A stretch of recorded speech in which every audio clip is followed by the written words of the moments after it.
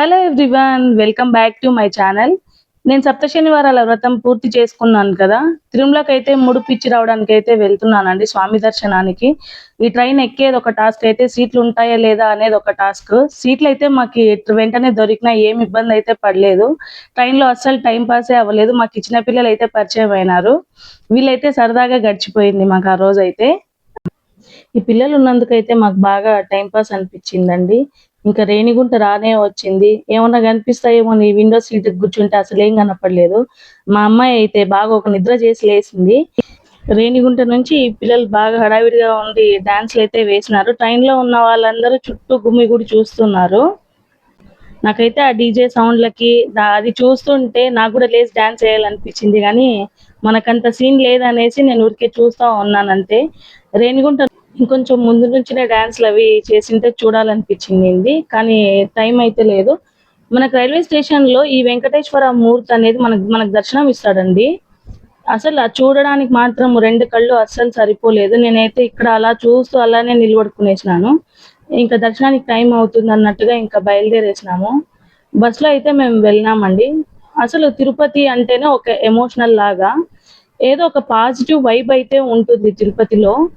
మనం కొండపైకి వెళ్ళేటప్పుడు అయితే గరుడ స్వామి వారు, వెంకటేశ్వర స్వామి వారు అయితే మనకి దర్శనం ఇస్తారండి. ఇక్కడైతే మనకి చెకింగ్ ఉంటుందండి. ఆ చెకింగ్ కంప్లీట్ చేసుకొని మనం పైకి అనేది వెళ్ళాలి. ఇక్కడ ఆంజనేయ స్వామి వారు అయితే చెకింగ్ దగ్గర ఎంత పెద్దగా ఉన్నారంటే అంత పెద్దగా ఉన్నారు. అసలు చూడడానికి రెండు కళ్ళు అయితే సరిపో. మేమైతే వెళ్ళిన రోజే నైట్ దర్శనానికి వెళ్దాం అనుకున్నాం, కానీ ఇంకా ట్రైన్లో జర్నీ చేసి చాలా అలసిపోయినట్టు అయ్యి మేమైతే దర్శనానికి వెళ్ళలేకపోయినాము. అదొక రీజన్ అయితే.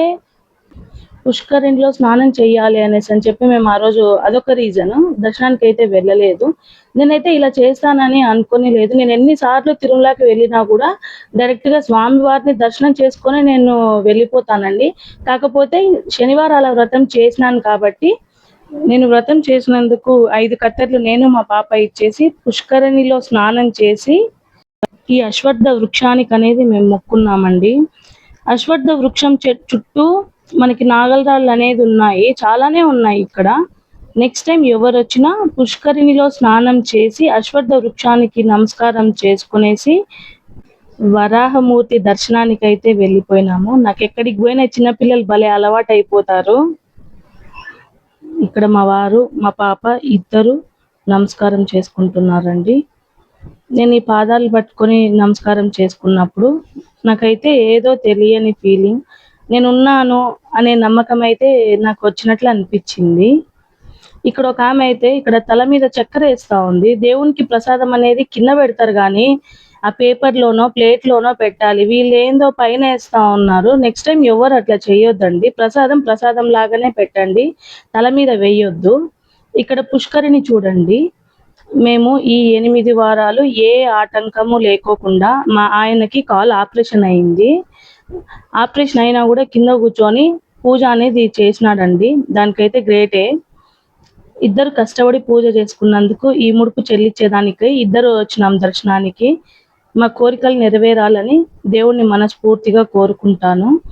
ఇది ఇక్కడ మొక్కిన తర్వాత వరాహమూర్తి దగ్గరికి అయితే వెళ్ళిపోయినాము. అక్కడ గోవిందనామాలు పెడుతుంటే ఖచ్చితంగా పెట్టించుకోవాలి. దర్శనానికి అయితే మాకు బాగానే టైం పట్టిందండి. కనీసం గంటన్నర అట్లా వెయిట్ చేసినాము. క్యూలో చాలా మందే ఉన్నారు. నాకు అక్కడ చిన్న చిన్న వీడియోలు తీసుకోవాలంటే కూడా కొంచెం టెన్షన్గా అనిపించింది. ఎందుకంటే ఇక్కడ కూడా వీడియోలు తీసుకుంటారా అన్నట్లు అంటారు కదా. ఎందుకో కొంచెం తెలియని భయం అయితే వేసింది. నా ముఖం చూస్తే మీకు తెలుస్తుంటది నేనైతే టెన్షన్గా ఉన్నట్లు. కానీ ఇంకా చిన్న చిన్న వీడియోలే నేనైతే తీసుకునింది. దర్శనానికి అయితే చాలా మంది లైన్ ఉన్నిందండి. 1.5 గంట సేపు పైనే పట్టింది మాకు దర్శనానికి. దర్శనం చేసుకున్న తర్వాత మేము బెంగమాంబ సత్రానికి అయితే టిఫిన్కి వెళ్ళినామండి. బెంగమాంబ సత్రంలో మనకి ఇలా వెంకటేశ్వర స్వామి వారు దర్శనం ఇస్తారు. మేము టిఫిన్కి అయితే నేను పొంగల్ పెడతారేమో అనుకున్నా, ఎందుకంటే నేను పొంగల్ తినను కాబట్టి. కాకపోతే ఇక్కడ సేమియా ఉప్మా అయితే పెట్టినారు. టేస్ట్ అయితే చాలా బాగుండింది. ఇంకా టిఫిన్ చేసిన తర్వాత వెంటనే దర్శనానికి మేము వెళ్ళిపోయినాము.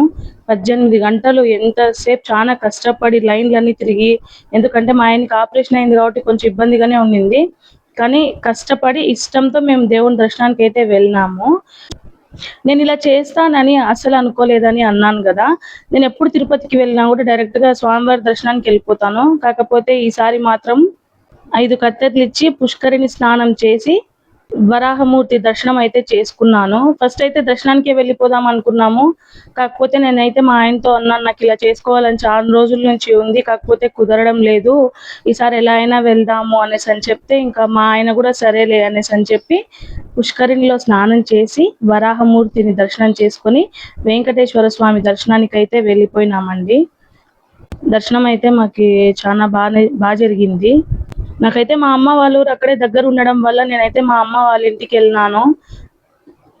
ఆ వెంకటేశ్వర స్వామి వారి ఆశీస్సులు మీకు మాకు మనందరికీ ఉండాలనేసి మనం మనస్ఫూర్తిగా కోరుకుందామండి. నేను ఎక్కడ వీడియోలు ఏమి ఎక్కువ తీయలేదు, ఏదో చిన్నగా వీడియోలు అలా తీసాను. ఇంకా నెక్స్ట్ వీడియోలో కలుసుకుందాం.